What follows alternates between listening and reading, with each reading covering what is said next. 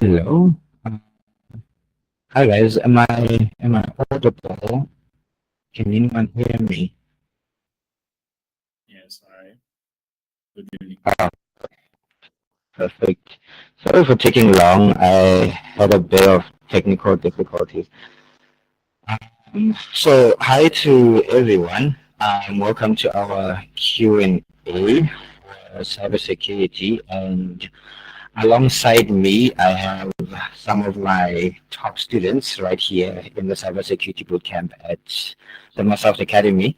I see Helda is kind of smiling because I said it's top students. Um, then I have Buladzani as well. She doesn't want to show herself, but that's okay. Um, but nonetheless, oh, there she is. Sweet.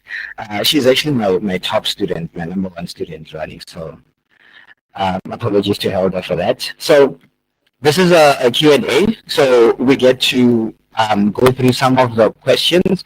So you get to be as free as you would like. So this is based off of anything. The bootcamp itself, I have my two students here. If you want to know how the feel of the bootcamp is, what happens in the bootcamp, what are some of the things that we do on a lesson-to-lesson basis, as well as some of the other things as well that you would like to know. But I'm just going to start off by just introducing my students themselves. I feel like my video is lagging. I'm just going to set it aside for now. So I'm just going to introduce my students first, just have them introduce themselves, and then we can tackle some of the questions from there. So I'm just going to start with Buladzani. So I'm going to start with you. Just go ahead and introduce yourself. Tell everyone who you are, why you chose cybersecurity, what inspires you, and all that. Go ahead.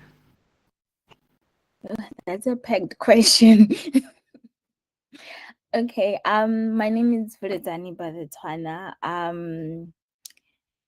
Okay, the reason I chose cybersecurity, I'm still trying to figure out that myself, but I think it's because I find it interesting and it's because first when I got into cybersecurity, it was because I was trying to write a research about something.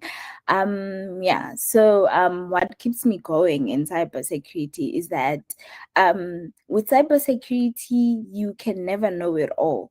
It is more like a puzzle. You're trying to figure it out. It's a trial and error process. So I think that's what keeps me engaged. Yeah. How beautiful. Okay, then let me also introduce Helda. He's one of my newer students, and I must say one of the most enthusiastic I've had. He's also consistent, so big heads to that as well. So I'm going to have him introduce himself in the likely manner as well. So you can go ahead, Helda. Okay. Good evening, guys. My name is Elden Mabasu, and I am a cybersecurity student at Microsoft Academy. What made me choose cybersecurity? I chose cybersecurity because I love the terminal. I love to input some commands in the terminal and yeah, do great things. And I have a deep passion for security since I was young. That's why I chose it.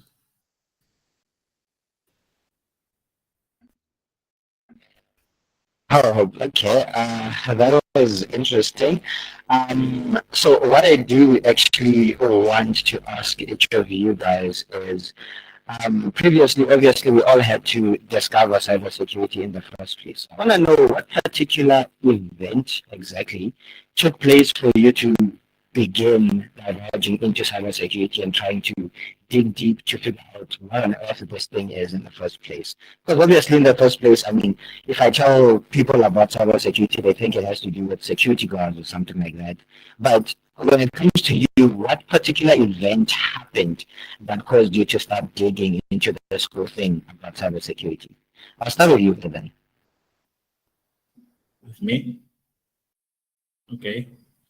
Um, the main event, um, the main reason uh, was because of a game that I've played named Watch Dogs. So I saw that kind of activities, those capabilities that the main the main uh, the main player had. Like, yeah, it was because of a game actually named Watch Dogs, and I loved all those kind of processes, and that's why that's where all started, just because of a game. Oh, sweet. Okay, well, if we were to somewhat compare Watch Dogs and what you're doing now, how is the expectation between the two? It's really different actually, but it it kind looks the same. Yeah, it does kind of show. From one point, you were watching people wearing hoodies behind laptops, clicking very, very fast. And then on the other hand, you're starting with a boot camp and you hardly even use the keyboard. You're using the mouse more than the keyboard. It has to be quite something. Okay, what about you, V?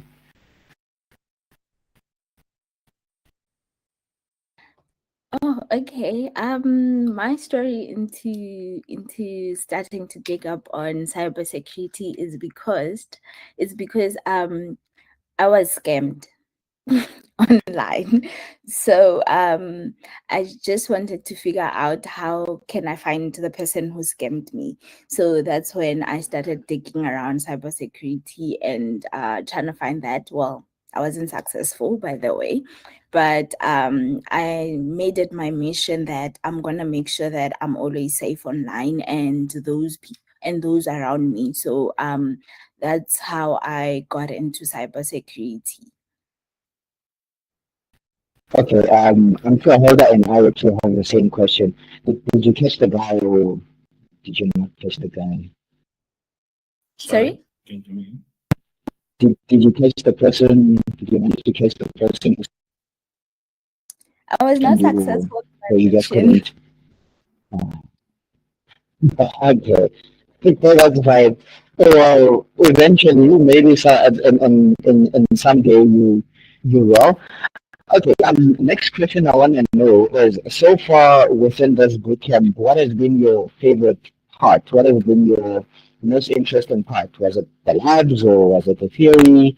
Was it arguing during classes? Especially UV, that probably yours. But what was your favorite part exactly? My favorite part in class is the hack the box labs that we get to do, and also the labs that you are there on Malsoft, because I find them challenging, and I'm this one person who never let something go. So having to do all those labs and having to have you as a mentor, I can reach out to you at any time to say that I'm struggling with something. I think that has been one of the most impactful thing on this bootcamp. Oh, sweet, sweet. Thanks for the hat today, anyways. And you, Helga, what about you? Um, my favorite part in the boot camp is on the labs also. Um, I put in practice all the concepts that I've learned, and um, that's kind of that gives me a broad insight of all the concepts that I've learned. So that's it. Oh, perfect. And quite interesting that myself, why we built this boot camp in the first place, we tried to make it as limitless as possible. We tried to make it dive as deep as possible. So just to check in with you guys, how critical or how deeper so far with yourself within this boot camp so far, how deeper have you dived so far? So I know that you guys, your answers may be different, especially you, Vilajani, since you are so far off the boot camp. But I'm just going to start with you, Howard. So far, you can just tell everyone, in fact, how far you are in the bootcamp so far, what you've covered and everything, how deep of that knowledge do you think it goes? And do you think you'll be able to work within the industry with what you have so far? I'll start with you, Helga, first. Yes.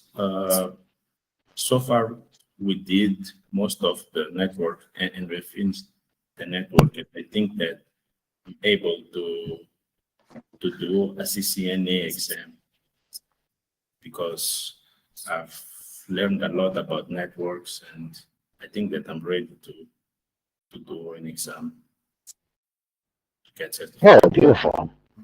Beautiful. Yeah, that's right. The CCNA, the Cisco Network Associate is actually one of the challenging exams, I must say. It is actually a very viable career pathway, I must say, as well. But yeah, it's beautiful. What about you, Vilazani, the main star who has gone so far? With what you have so far, how deep do you think it goes? And do you think, with the kind of knowledge that you have, you'd be able to do the hands-on dig in the real world so far? Yes, as you said, I've gone so far with my boot camp. I feel like I do want to say I feel ready for the industry, but also with how I've seen from day one up to today, what I've seen is that with cybersecurity, it's broad and it is it comes with new things, with new terminologies that you need to practice over and over again in order for you to actually get it. So I think so far I've done pretty well, and we done with networking. We went to OS hardening, and then we busy with malware analysis and all of that. Also, I feel like the part that I love the most it's malware analysis because it is a bit, it needs you to think a little bit, and it's not like you have the answers already out there or something like that, because each and every malware it is a bit different. So I think I am ready for the industry. Oh, that's a very interesting answer. I didn't expect, honestly, that you would enjoy malware analysis, considering that I made it as hard as I could. But you just tell the others here what exactly happens during malware analysis, um, just so that they can have a feel exactly what it is we do in malware analysis. Just give them a glimpse exactly. What is it that you do exactly? With malware analysis, what we actually do is that you check the different either a file that you receive or a different yeah, depending whether it's it's txt or a pdf or whatever the type of file it is, and then you try to check what is it that it does. Let's say if it's an executable file, you check after you execute it, what is it that is doing to your in your laptop, how does it behave. You also check if its signature is already out there, if there are different tools that you can use to actually detect whether the file that you have it's safe, or it is a Trojan horse, or it is a spyware, depending on wherever it can be. So you tend to check all of that to see how it behaves, if it's spreading on your computer or not. So you actually investigating files that you have in your laptop, if I can put it in simpler terms. Sweet. We should try to hear that. Okay. Then we also heard about networking apparently, which is actually one of the most critical and the most important parts of cybersecurity, and it's the core foundation of everything. And if anything, everything we do in cybersecurity is built up on top of how devices communicate with one another and everything. So I'm just going to have Helga tell us what on earth it is that we actually do in the networking part of the bootcamp and what kind of exercises and labs we actually see in there. So I'm gonna have you go on and explain to others what happens during this networking, what are the exercises you do and all that. Okay, basically, we get to know the concepts about networks, the kind of networks that exists, the types actually of networks that exists, how they communicate with each other, and then we get into practice. We go to the labs and we actually build the networks, connecting the different networks using routers, configuring the routers, and we also do we also make some DNS domain name servers configurations using servers. And yes, that's we basically do network configurations using Cisco Packet Tracer. Huh, beautiful, beautiful, beautiful. Okay, so by the way, those who are joining us in this Q&A, please remember it's a Q&A. If you're joining us on Zoho, you can go to the Q&A. Ask me any questions, cybersecurity wise questions about the bootcamp. I don't know if I should say about myself or about Hulazani, I don't know, but anything along the lines, career wise as well, feel free to ask. We can engage as we go together.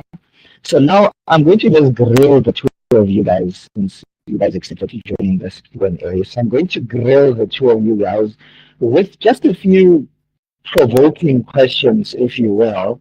I'm going to start with Vilajani on this one. So, V, what do you, why do you think right now, why do you think cybersecurity is critical today?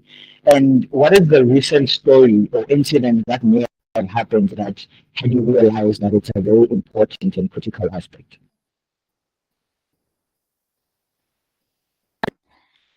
I didn't get the last part of your question. All right, I'll repeat that again. Why do you think that cybersecurity is a very critical thing today? And can you share any news story or any recent incident that can highlight why you think this is the case? Okay, why do I think cybersecurity is important? That was your question, right? Yes, and can you share any recent event or any news story that help you outline that this is the case? That helps what? That can outline why this is the case. Oh, okay. I think cybersecurity is important because as much as the different applications on different applications softwares out there, right?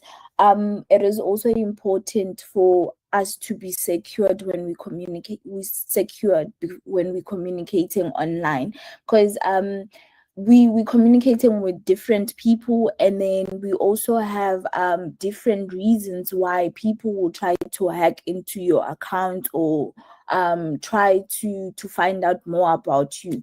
So I think as you have things like your ransomware, you have companies who are also using all these softwares, and also you have your GDPR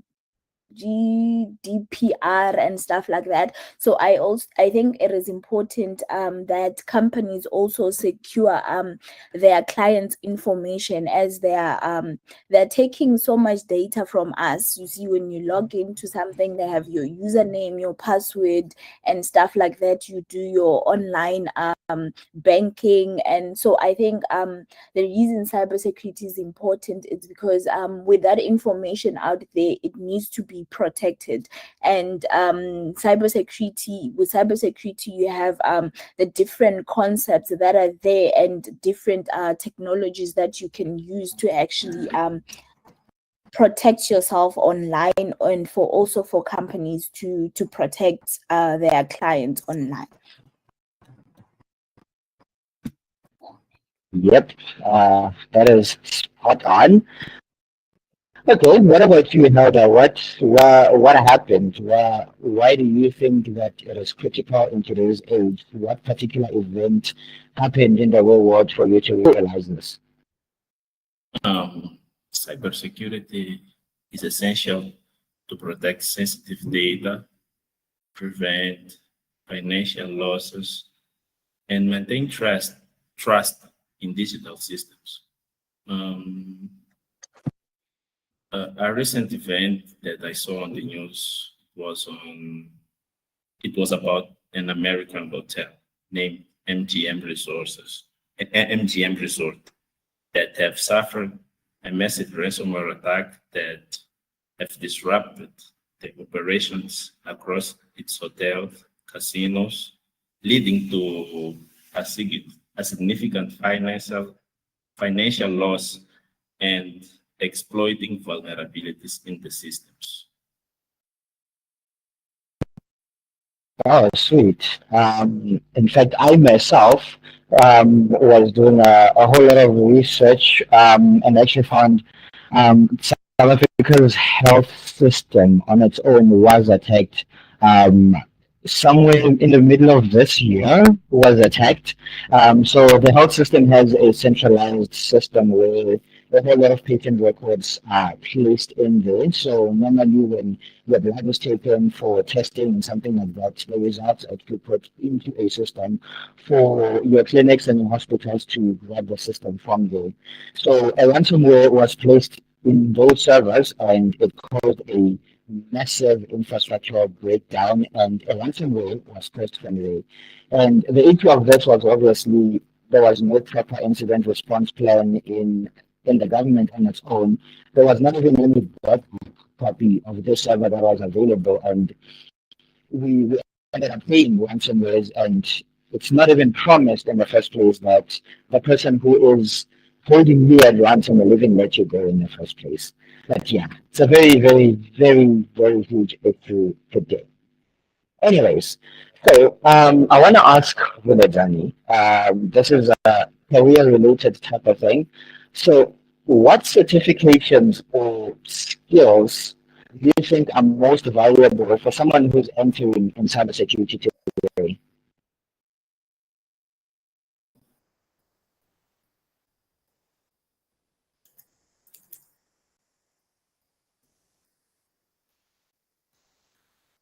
Vinodani, are you there?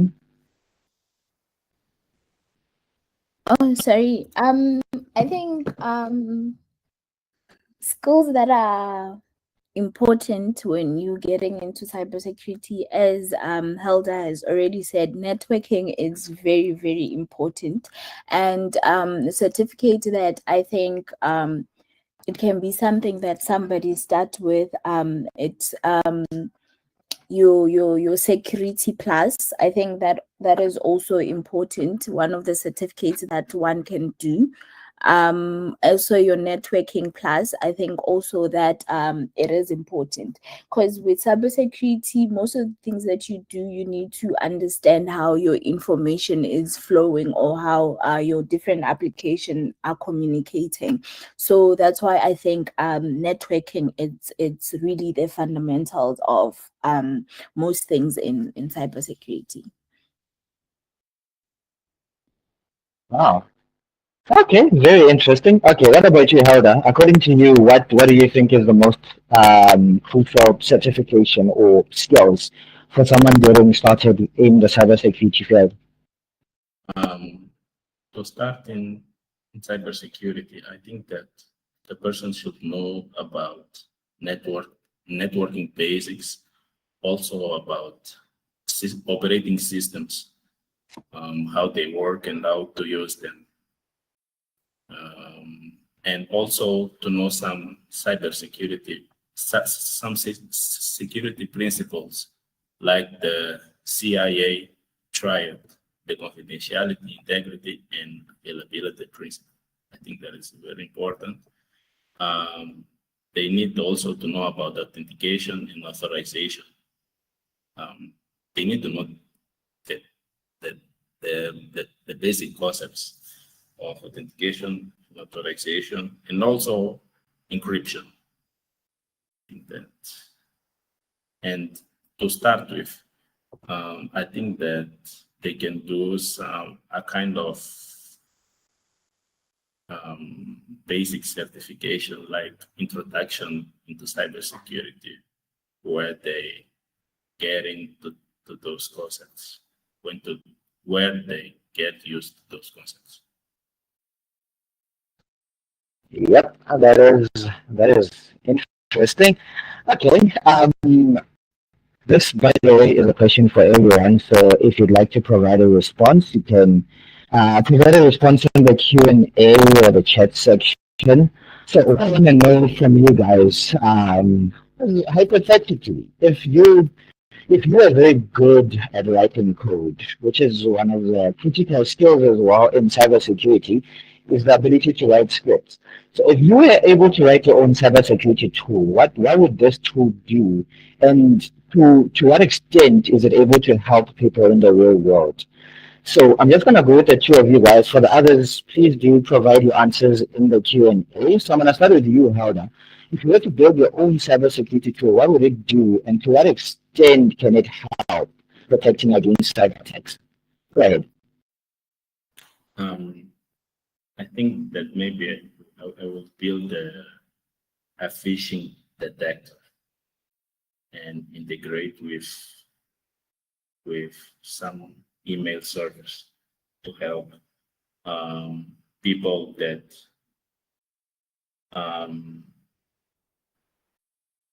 can be vulnerable to phishing. Yes. Oh, sweet, sweet, sweet. Okay, what about you, Viladani? I haven't thought about it, but I think I would I haven't thought about it, but I think it would be something that helps with swim swap attacks.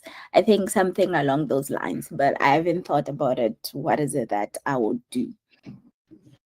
Oh, yes, yes. I love that kind of approach. In fact, one of the guys who saw a similar type of problem that you see was the creator of Truecaller. I'm not even sure if you are you familiar with Truecaller. It's a very Yes. interesting tool. Yeah. So that's one of the interesting tools that was created. And it's quite surprising how even till today, not so many people trust what comes out on Truecaller. And Truecaller literally tells you that it's a scammer, but you would still answer that call. Only for you to talk to a guy called Rajesh from ABSA. And I honestly don't know when ABSA hired Rajesh, but it happens. It really happens. But yes, the ability to identify the biggest of problems, um, if anything, the biggest vulnerability that people have. Which leads me to that question. What do you think is the biggest vulnerability that people have, or businesses have today? I'm going to start with you, Held, on that one. Sorry, can you come again?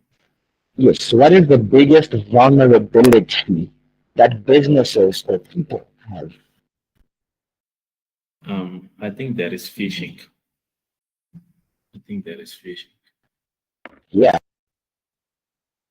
Um, interesting. Yeah. So the whole ability of being sent something that appears to be legitimate, but the source itself is not legit to, is one of the biggest things that people fall prey to. So creating a solution essentially that avoids phishing attacks can be a very huge solution to making the internet safer.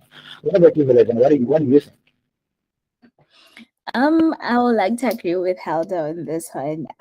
Because I was just going to say social engineering, covering phishing, covering also just being able to give out your information freely to people you do not know. So I think that's what people mostly fall prey into. Yeah. That is true as well. So social engineering itself would very basically encompass everything altogether. So the phishing, the whole idea of being sent emails or phone calls or anything along the lines, and impersonation itself, even reading micro expressions on someone's face to try and uncover the truth itself is covered as social engineering. And it actually leads to one of the most important things that I myself was taught when I was in a boot camp doing cybersecurity. Now, my instructor would always walk around telling us that we can fix anything in the world, but the one thing that we can never fix is human stupidity, because that thing itself has no patch. It's something that we can never improve. We can train you, but you will still become a victim to it. So that is quite unfortunate, but that is the biggest thing, unfortunately. But anyways, now I want to know, with honesty on the table, especially for you, Vinatan, with honesty on the table, if you were a hacker, if you were a hacker, would you be a white hat, a black hat, a gray hat? Which one of those would you be? This is useless. Now it's the time I get the truth out of you. Um, Also, to add on the social engineering that I was talking about, I also think we as people share a lot on social medias and all of that. So I think that also is something that we fall prey into. And that's a tricky question, Tinashe, because you're trying to expose me right now. But it's fine. I think I will be a black hat. Yes. Now I know. This times when I'm teaching you, I'm gonna make sure I only teach you the good things and not the bad things. But anyways, okay. And you, Helga, I also wanna know the truth out of you. Which one would you be? I think that I will be a great hat hacker because I have a deep passion to help people. You see, that's why I think that. Excellent. Well, then you after Helga is my favorite student now. Anyways, so with that in mind, according to you, with what you had so far, who do you think makes the most money? A black hat hacker or is it a white hat hacker that makes the most money?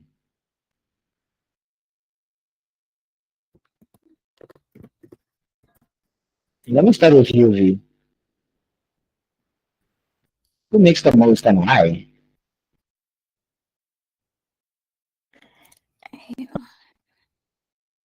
Um, I do want to say a white hat, but I think a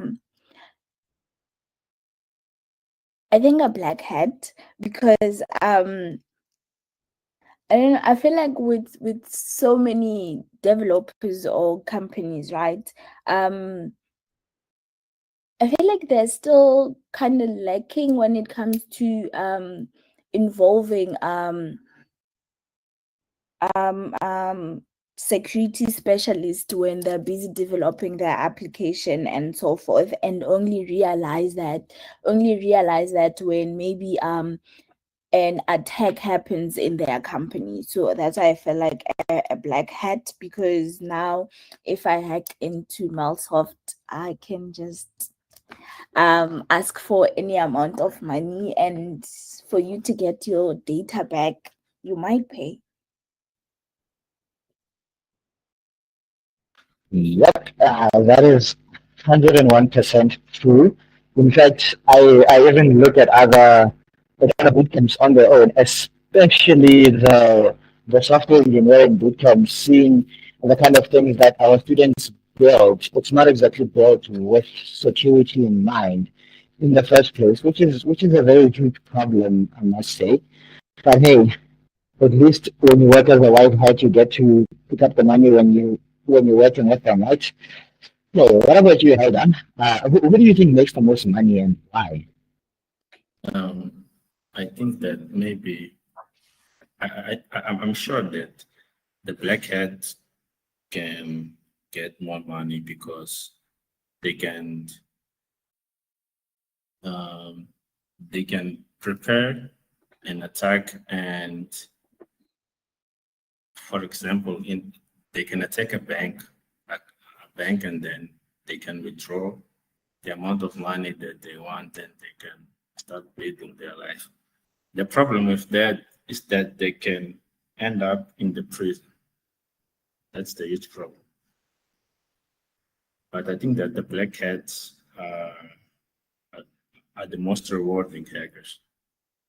Ah, yeah, yeah.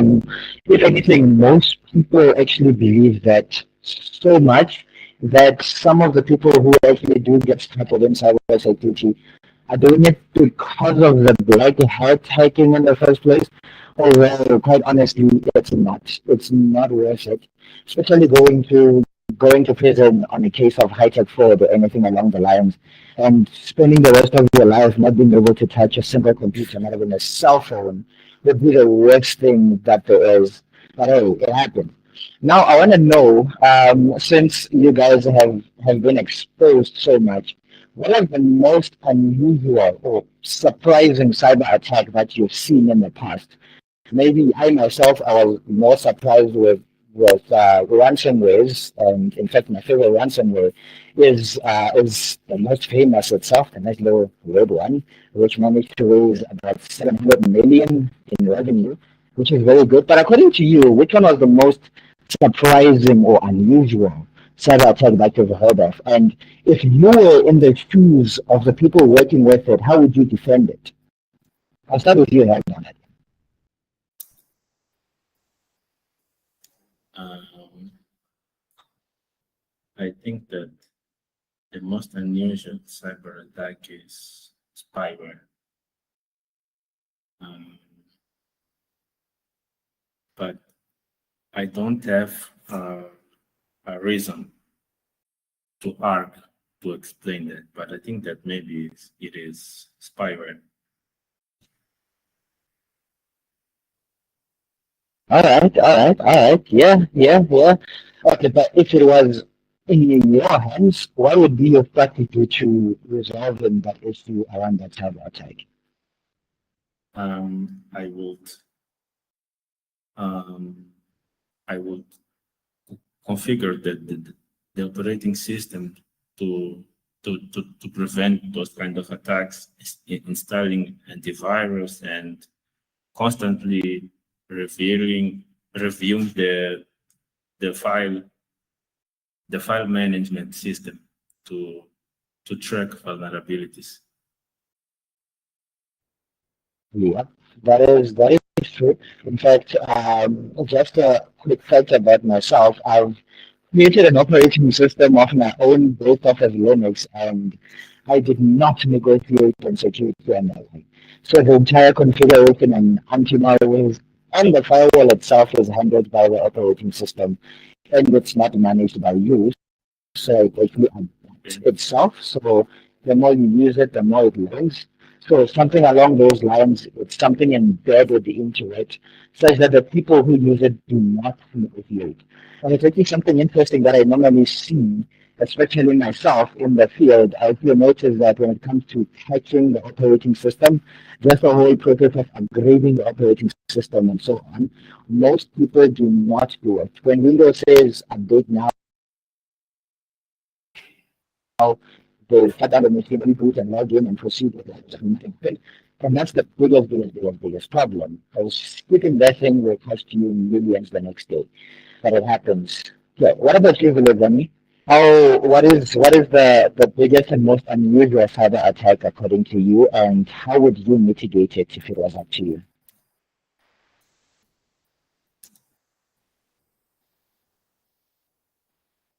Oh, I didn't realize I was muted. With mitigating, I'm not sure so far, but the biggest attack or something that I found shocking for me was the Twitter attack that happened in 2020, where attackers were able to ask people to for bitcoins, and also have data to users account, their usernames and credentials, all the credentials and stuff. So that I found it was a bit shocking for me. Okay, out of honesty, if Twitter was to hire you now, let's just say the cyber attack happens, say in the next hour, and they give you a contract as an incident response specialist to mitigate the issue. Say maybe history repeated itself. Would you be able to fix it? Oh,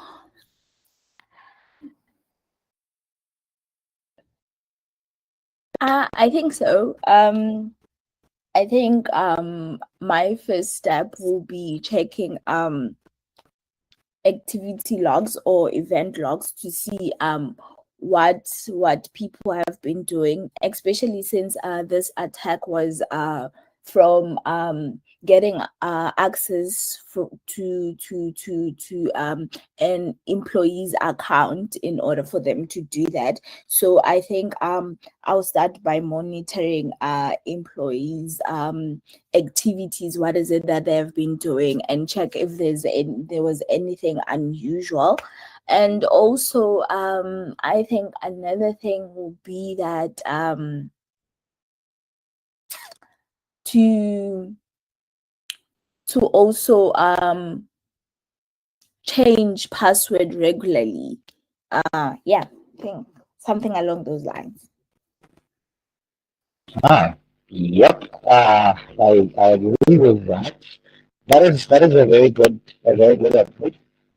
To work for such a big company. And in fact, it would be very surprised if you were to look at huge major companies such as Twitter, or since they call it X now, or TikTok, or Facebook, or even banks themselves. You'd be very surprised on the very simple issues that they make. They even sound like working mistakes mentioned, and you'd be very worried who on earth is governing their entire infrastructure. Because web services has been made a focused thing, and revenue has to be kind of like the first thing, which but nonetheless, now I want to know between the two of you guys, what is your projected career right now? With the kind of knowledge you have so far, what is the career that you're targeting for? I myself am going to be obviously a chief information security officer, but now I want to know what you have. What is your aim career right now? And where, just to point out as well, what is your dream and prayer? I would like to be a cybersecurity analyst. Like to be a cybersecurity analyst and oh, to help companies defending themselves against hackers, black hat hackers. Oh, sweet. Oh, you wanna be me? Okay. And what is which employer are you hoping for? Maybe Vodacom. Really? Why Vodacom? Is it because of money? Yes. Okay. Okay. What about you, Bulagan? I think I would like to be a digital forensic analyst. Oh, I wish I could give you a high five to the screen. So both of you guys wanna be me, surprisingly. Okay, but Bulagan, who do you wanna work for? I think it's obviously gonna be law enforcement. Unless you're gonna be working for like private firms like Casper Sky, as I did before. Who are you hoping for? I was hoping that I'll work for South African military. Oh, okay, That's okay. nice. And trust me, I know it's very interesting, and you'll be quite surprised how easy it is to actually go into that field. And people actually say that digital forensics is very difficult. I mean, tell them to make that. Is it really that difficult? Is it? Sorry, what? Is digital forensics that difficult? Is it, or is it easy? I'm not finding it difficult. As I've said, things can be challenging, but difficult, no.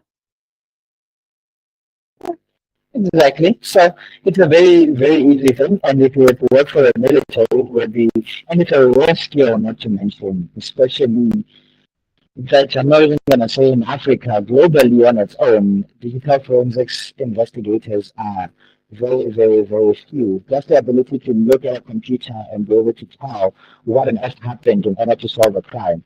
And we know how many of these fraudsters are coming out day in and day out. And having someone who's able to investigate such things is easy. Because honestly, the detectives that we have who are tasked to investigate every case would rely on physical evidence and not for digital evidence in the first place. So if there was someone murdered, we would prefer to go and ask and look for witnesses and talk to witnesses, but not be able to talk to the computers because there's just so much that you can get out of a computer alone on its own. So it's a very good one. I give you more to out. So with the skills that you have, just do a before and after. Just a before and after. Say before the bootcamp and now, how far fetched was it to choose that career goal? Before the bootcamp, was it seeming impossible and now it seems doable? How is it? Let me go for you, Helga. Um, the bootcamp has been transformative experience in my cybersecurity journey. It has provided me with a strong foundation in network and cybersecurity concepts. Helped me understand how to analyze and secure systems.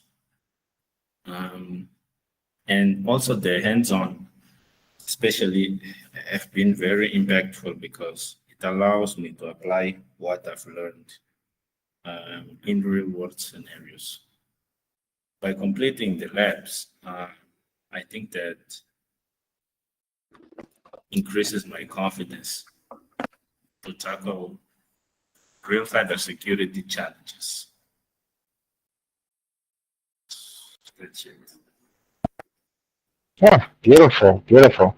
Okay, what about you, Voladzani? Let's do a bit of a before and after. Before the boot camp, did it seem too far fetched to even choose or aim for that?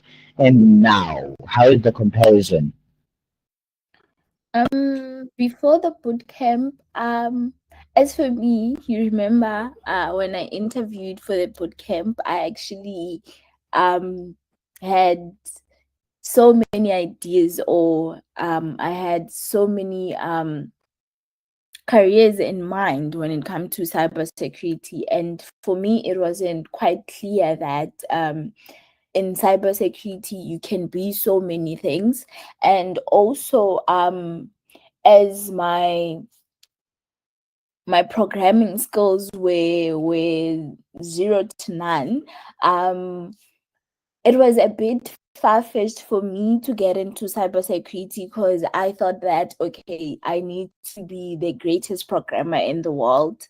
And then once I was in the boot camp, I realized that with cybersecurity, you can be a lot of things, or you can choose from a lot of things. So that's how I came about to feel that I resonate, or me and forensics, we are literally one. So with the boot camp, it opened my eyes in order to see what exactly is out there. And then yeah, I think yeah. Oh, okay, that is very interesting. Digital forensics, huh? That's quite good. Next time I commit a crime, you're the one who faces after me. But anyways, that is okay. So we all have obviously goals in mind of our own. Some want to be working with the attacks themselves before they happen. Some want to work during the happening itself, like Helga, and some want to work after, like you, Vilajani, who wants to be analyzing the evidence and trying to figure out who did it, where they are, gathering all the evidence in one place, and hopefully creating such a lawsuit that would be able to convict the people who are responsible. for that actually happen.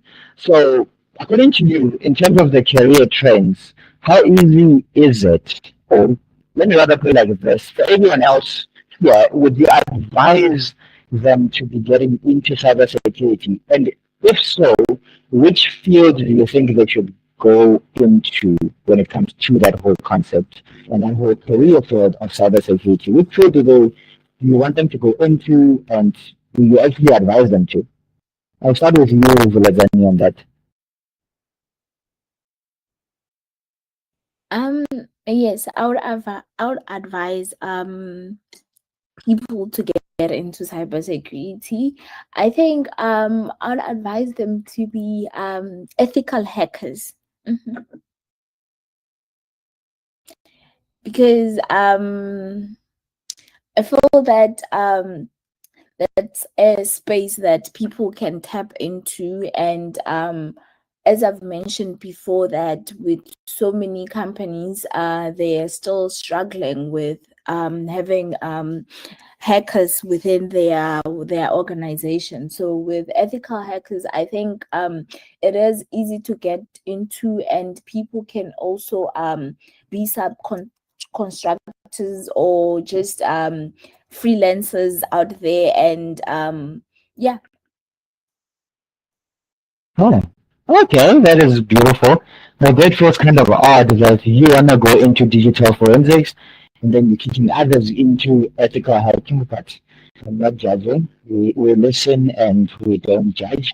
Okay, and you know that. What do you advise people to do it, and where should they go? I would advise them to start with ethical hacking also, because many people, when they hear about cybersecurity, they think about like hacking, get into systems, and to not get them disappointed, I would prefer to advise them to start with ethical hacking. With with yes, I would advise them to start with ethical hacking. Wow. Okay, both of you guys have that in common. So to avoid obviously disappointing you want to get into the field, might as well go into what you saw in the first place anyway. Um, I myself, I would say start with a simulation first. Do as much simulation as possible. I myself did exactly that. I wanted to hack into stuff and make all viruses as much as I can and send it to my friends as much as I can and make as much damage as I can. Then I got into it and I saw graphs and I saw code and then the rest was history. But it's fine. It's too late for me to switch anyways. So this is wonderful. So with the engagement so far, I actually want to ask, just with honesty between the two of you guys, am I really that strict? Because I'm told I'm a very strict mentor. Am I that strict, Villagan? Not that strict. Am I? You are. Okay, let me ask someone else who's sober. Holder, am I that strict? Sorry, can you come again? Am I Sorry, I that cannot hear you. strict when I'm with you guys mentoring and everything? Am I really that strict? Okay, let me say that again. Am I really that strict for others who want to have me obviously as the mentor? Am I really that strict? Um, no, I don't think so. I don't See, think now so. that's the good guy. But do you really think that having a strict mentor, especially in cybersecurity, is a good thing?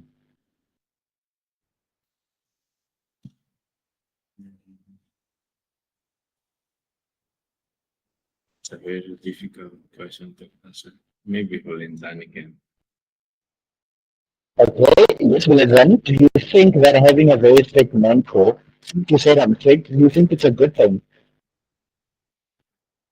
You are not that strict. I feel like someone in between is a good thing, because someone to keep you on your toes, because with cybersecurity is like maths, you need to keep on practicing. So I feel a little bit of strictness is needed. Ah, strict. And like that good little bit of strict or too much strict, I'll bribe you. We'll talk later. No? Okay. She doesn't want to take the bribe. I'll plead Oh, the fifth. okay. Okay. But nonetheless, we're going to close this off here. And hopefully sometime we'll have WhatsApp with more of the other students as well. So there you have it. Cybersecurity is a very valuable field to begin with, and I've been mentoring students for an incredibly long time now. And not just that, I've also been quite a figure in cybersecurity myself. So it is a very lucrative field, but it is also a difficult field, depending obviously on what you're projecting. So you ought to be someone who is very, very focused, who is goal oriented in the first place, critical thinker. So there's answers don't exactly come on a silver platter. You have to critically think around each and everything that gets thrown your way. But as long as you have that and you keep your eyes on the sun, you should be fine. So, anyways, let me get some closing remarks on Vilazani. Let me close off with you. What is your number one advice to someone starting? Let's just say one of the people listening and watching maybe a recording of this or anything along the lines who want to get started, they're inspired by you. What would you tell them? My advice would be that as you already said, you should have a strong why you're doing it, and also you should be dedicated, because it's not going to be an easy journey. There will be times where you feel like you're stupid, and then however that should not demotivate you, because you need to actually understand that this is a learning curve. And also I'll advise the person that give it your all, and remember, don't go a day without checking anything out that has to do with cybersecurity, just to keep yourself afloat and to actually know what's going on out there. And yeah, and also that you don't have to have a computer science background to get into cybersecurity.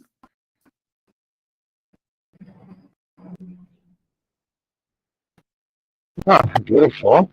Okay, sweet. What about you, Helga? Someone who was inspired by you, maybe they finished matric or they're switching careers. What did you tell them? Um, I will tell them that cybersecurity is a broad and dynamic field, so they don't need to worry about knowing everything right away. They should focus on gaining knowledge step by step, building practical skills, and staying curious. Uh, and with time and persistence, they will they will build a successful career in cybersecurity. Beautiful, beautiful, beautiful. Well, there you have it. I, for myself, I don't have any advice apart from come and join me and let me grow you into a proper cybersecurity analyst. And not be too strict. Don't listen to Vilazani when it comes to that. I'm really not that strict, but nonetheless. So aside from that, everyone has a shoe that fits in the wardrobe of cybersecurity, as long as the mindset has been tuned up enough to be able to carry the blade of cybersecurity in the first place. Once you have that, anything can happen. And honestly speaking, anything can happen. Having been involved in it for so many years, as Vilazani says, one apple a day keeps a doctor away. That's for medicine people. But obviously, on our side, we have a saying, or I don't know what the saying is. I probably make my own, but it's something you have to visit almost every day, almost every week. You need that news bite. You need a bite out of that news, and then afterwards, you'll be able to continuously improve, which is the reason why you ought to choose obviously a bootcamp that is constantly changing and constantly improving. If we made material and content for you guys that was done in 1970, then there's clearly something wrong. But we try to modernize it as much as possible. And as long as you're constantly improving in your landscape, you can never go wrong. So we're going to leave this off here for now. Thanks to you guys for joining. Thanks to Uvelazani and Shaida for joining us in this Q&A session. And remember, guys, stay vigilant and don't get caught. So I will see you guys on the internet. Those who would like to join our Microsoft Academy Cybersecurity Bootcamp, please obviously take note. We have our interesting sale going on. I don't have much of the details on that. I think it's like a 50% sale or something like so. So you can join in, register, and I'll see you guys next year. I believe in 2025 first quarter. I'll see you guys in the classroom. We can jump on it and we can get hacking. So good night to everybody. If you guys have any questions, please do drop them in the Q&A, and we'll see you guys. Have a wonderful week. Bye, guys. Okay. Thank you for the invitation. Excellent.